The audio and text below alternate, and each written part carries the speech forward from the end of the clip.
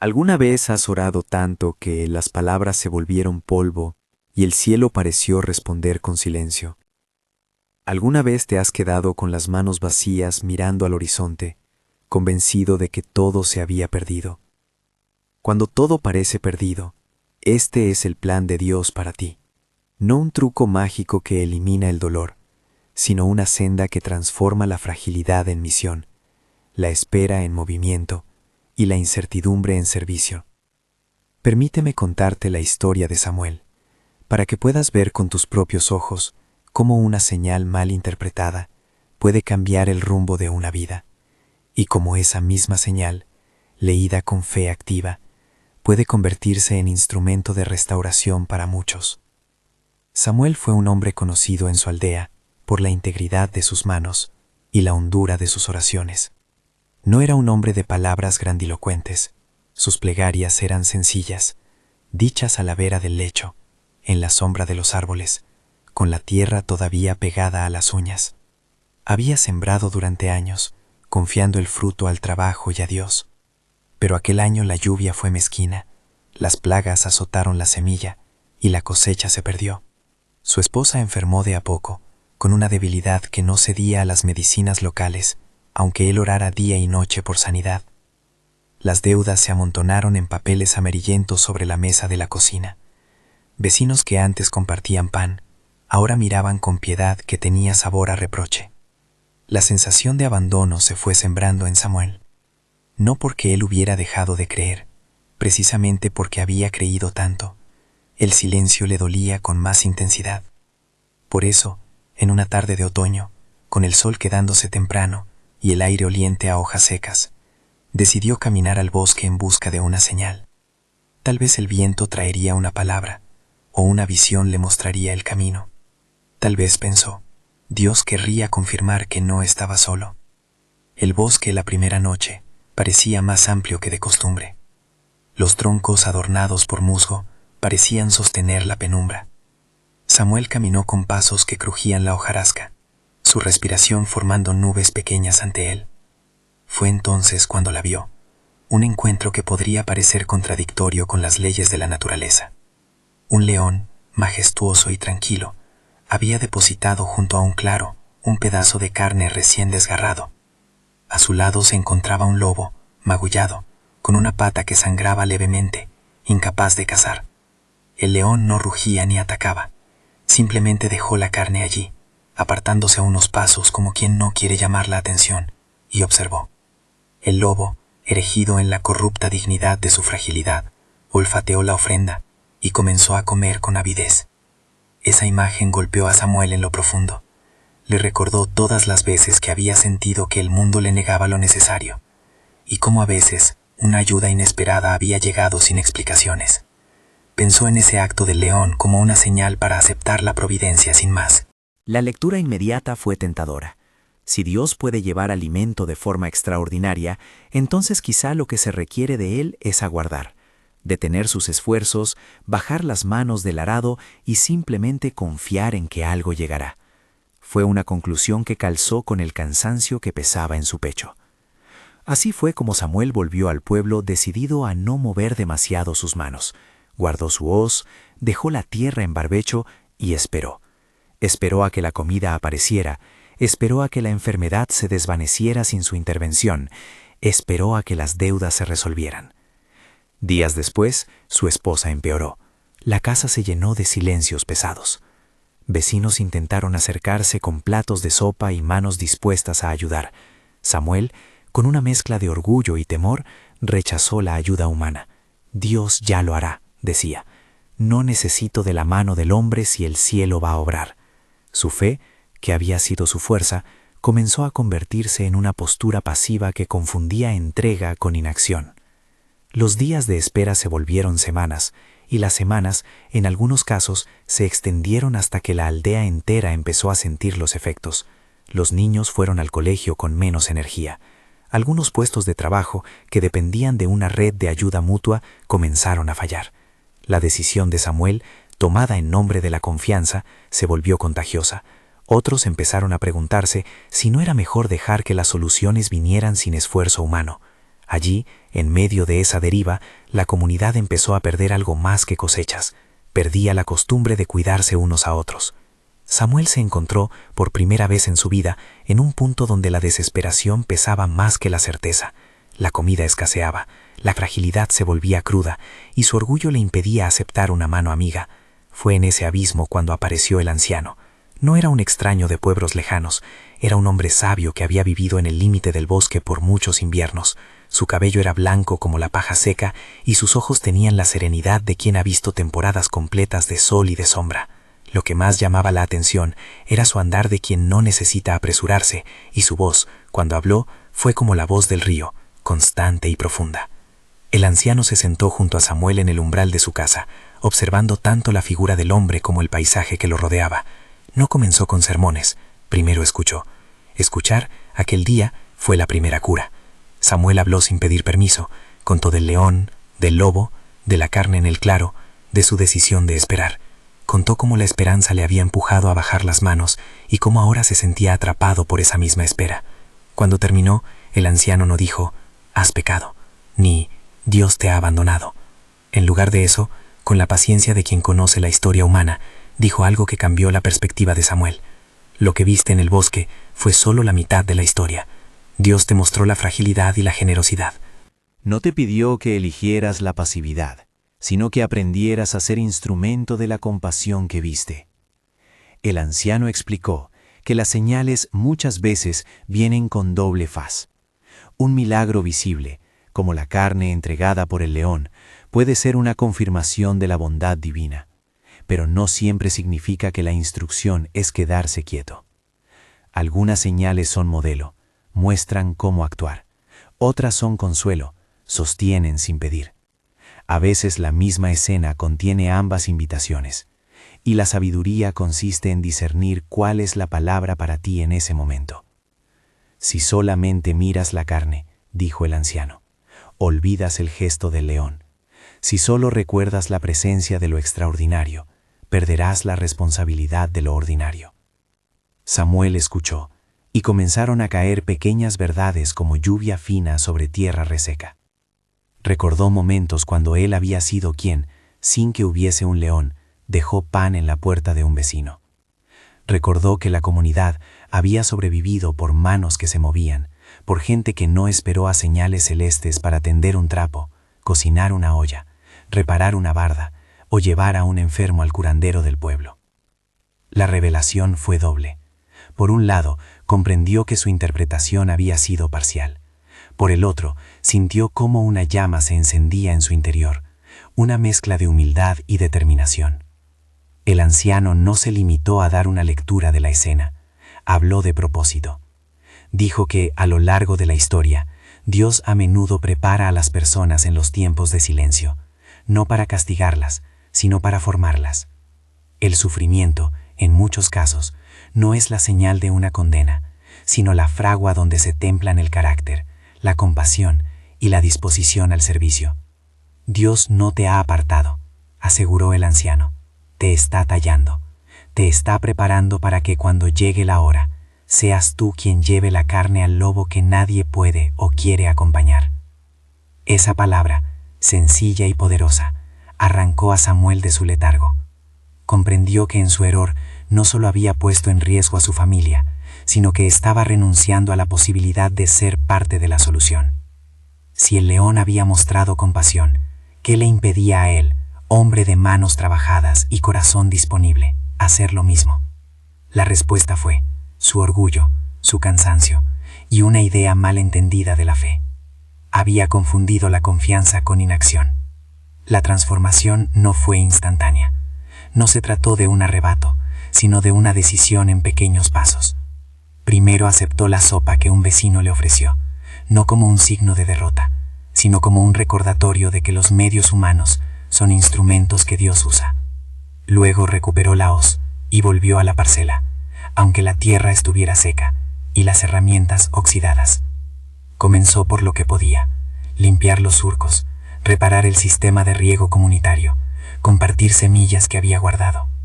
Al hacerlo, otros se unieron. Un hombre que tenía conocimientos de pozo ayudó a reparar la fuente.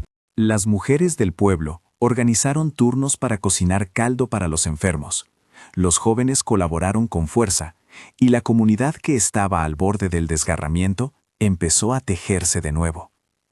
La respuesta divina, entonces, no llegó como un rayo que borrara las dificultades en un instante, llegó mediante manos humanas dispuestas a moverse. Las cosechas no se multiplicaron de la noche a la mañana, pero se estabilizaron con prácticas mejores, cooperativas. La esposa de Samuel, con tratamientos constantes y cuidados comunitarios, comenzó a mejorar. El pan que antes escaseaba, ahora se repartía con más justicia, porque había manos que trabajaban y corazones que habían entendido la lección.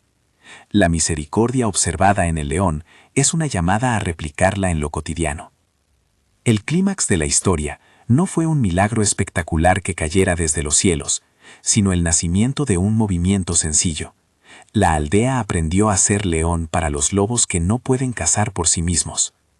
Donde antes había resignación y espera, ahora había acción y colaboración. Y Samuel, que había sido tentado a encerrarse en la espera, se convirtió en motor de aquella transformación. Su fe no disminuyó, se robusteció. Aprendió que creer no es sinónimo de pasividad, sino de disponibilidad. Creer implica confiar en Dios y usar las manos que Él nos dio. Si esta historia resuena contigo, quédate conmigo un momento más. No se trata solo de una anécdota lejana en el tiempo, sino de una invitación para hoy, para tu casa, para tu trabajo, para tu familia. Quédate y descubre cómo ese aparente silencio que te duele puede estar formando en ti la disposición para una misión mayor. Ahora quiero hablar directamente contigo, porque tal vez como Samuel, estás en uno de esos puntos donde la paciencia se confunde con inercia. Tal vez has visto señales, algún acto de bondad inesperado, un detalle que parecía un llamado, una puerta entreabierta. Y en tu interior se abre la pregunta: ¿debo quedarme y esperar que Dios lo haga todo? ¿O debo moverme aunque todo parezca oscuro? La respuesta no es sencilla, porque depende del discernimiento. Pero hay principios claros que pueden ayudarte a interpretar. Primero, distingue entre consuelo y mandato. No todas las señales que recibes son instrucciones literales para no actuar. Algunas señales están ahí para darte esperanza, para recordarte que no estás solo. Otras son huellas que muestran cómo actuar. Pregúntate, ¿esta señal me calma y sostiene o me impulsa a hacer algo? Muchas veces la respuesta se revela en la dirección del corazón. La paz que conduce al movimiento suele ser diferente de la comodidad que paraliza. Segundo, evalúa tu orgullo. A veces confundimos aceptar ayuda con derrota. Sin embargo, la Biblia y la experiencia cristiana están llenas de manos humanas que Dios usó. Dejar que otros te ayuden no es renunciar a la fe, es permitir que Dios obre por medio de personas. Samuel tuvo que aprender esto. Si te cierras a la comunidad, puedes convertir la fe en una excusa para aislarte. Tercero, responde a la realidad tangible. La fe activa no es una retirada ante los hechos. Se alía con la verdad del mundo. Si alguien está enfermo, busca atención. Si tu entorno demanda reparación, pon manos a la obra. Si hay roturas en las relaciones, trabaja para sanarlas. La fe responsable toma en cuenta los medios disponibles. Ora y luego actúa. No espera a que todo caiga desde el cielo sin que nadie se mueva. Cuarto, considera que el sufrimiento puede ser escuela. No todas las pruebas son juicios. Muchas son talleres donde se enseñan virtudes como la paciencia, la empatía, la perseverancia. Si en el silencio de Dios hay formación, pregúntate qué carácter te está moldeando. En esa talla aparece la posibilidad de servir a otros con autenticidad. Quinto, mantén una actitud de humildad. No digas que esto es lo que Dios me dijo sin examinarlo con sabios y con la comunidad. El discernimiento maduro implica oración, consulta y observación de frutos. El anciano, al aconsejar a Samuel, no le impuso su interpretación. Le ofreció una lectura que abrió los ojos del hombre a responsabilidades que antes no quería ver. Volvamos un momento a la imagen del león y el lobo, porque es rica en enseñanzas prácticas. El león no era indiferente. Su gesto fue intencional. Pero tampoco fue una invitación a la pasividad total. Si eres el lobo en algún aspecto de tu vida, herido, sin fuerzas para cazar, recibir compasión es vital. No lo confundas con resignación que te deja inerte para siempre. Si eres el león, por otro lado, tendrás que preguntarte cómo replicar ese gesto en tu entorno. ¿A quién puedo sostener hoy? ¿Qué habilidad práctica puedo compartir? ¿Cómo puedo unir mi esfuerzo con el de otros para que el beneficio sea duradero? La fe activa se manifiesta en pequeños actos. Doblar la manga y ayudar a un vecino a arar, aprender a llevar agua al enfermo, enseñar a un joven a sembrar correctamente, organizar una colecta para reparar el techo de la iglesia. No son proezas heroicas siempre. Son fidelidades cotidianas que, suma a suma, devuelven vida a comunidades enteras. Cuando todo parece perdido, la suma de manos humanas movidas por la fe puede ser la forma en que Dios escribe su respuesta. Quiero detenerme un instante y recordar algo fundamental. No estoy diciendo que el sufrimiento sea bonito, ni que la demora divina carezca de dolor. No pretendo minimizar tu quebranto, ni ofrecer frases hechas. Lo que propongo es una lectura que preserve la dignidad del dolor y al mismo tiempo señale caminos de respuesta. Dios no promete un mundo sin tormentas, pero sí promete compañía y propósito. Y muchas veces, ese propósito se cumple cuando nosotros, inspirados por la compasión divina, nos convertimos en agentes de sanidad. Permíteme compartir algunos pasos concretos, prácticos, que puedes empezar a poner en marcha hoy si sientes que estás frente a un todo perdido. 1. Haz una lista de necesidades reales en tu entorno. ¿Quién necesita alimento, compañía, reparación, cuidado médico? No supongas. Pregunta con humildad. 2. Reconoce qué puedes ofrecer tú personalmente. Tiempo, habilidades manuales, conocimiento, transporte, oración en grupo. Sé honesto sobre tus límites, pero no subestimes tu aporte. 3. Busca alianzas. Hablar con vecinos, líderes locales o tu congregación. Las soluciones sostenibles casi siempre pasan por colaboración. 4. Acepta ayuda y aprende a pedirla. Practicar la vulnerabilidad con prudencia cultiva relaciones más fuertes. 5. Ora pidiendo claridad. No para exigir signos, sino para que tus ojos se abran a las oportunidades que te rodean. 6. Actúa en pequeños pasos. El miedo a dar grandes saltos no debe paralizar las pequeñas acciones que transforman el día a día. 7. Evalúa los frutos. Si lo que haces produce vida, persevera. Si hiere o no ayuda, reajusta con humildad y aprende. La transformación de Samuel no terminó con la mejor cosecha del pueblo. No es el tipo de relato que promete un final hollywoodense. Su historia dejó cicatrices y lecciones. Pero lo que sí produjo fue algo más valioso. Una comunidad que recuperó su capacidad de sostenerse y de ser mensajera de compasión. Hubo rostros que se sanaron, relaciones restauradas y un tejido social que se hizo más fuerte. El plan de Dios, entonces, no fue simplemente salvar a un hombre de sus problemas, sino usar a ese hombre para que otros no fueran consumidos por los mismos. Al cerrar esta historia, quiero que recuerdes una frase que resumía la pedagogía del anciano. No esperes que el milagro llegue sin tus manos. Sé el milagro que Dios quiere obrar a través de ti. Esto no es un mandato duro ni una fórmula para ganar favores del cielo. Es una invitación. Si la misericordia que viste te conmueve, deja que esa conmoción te impulse a actuar. El llamado no es a la autosuficiencia, sino a la cooperación con la gracia que te sostiene. Ahora, piensa en tu situación concreta. ¿Estás esperando a que algo suceda sin mover un dedo? ¿O te estás consumiendo tratando de hacerlo todo solo? Ambos extremos son peligrosos. La sabiduría bíblica y la experiencia devocional nos invitan a una vía intermedia.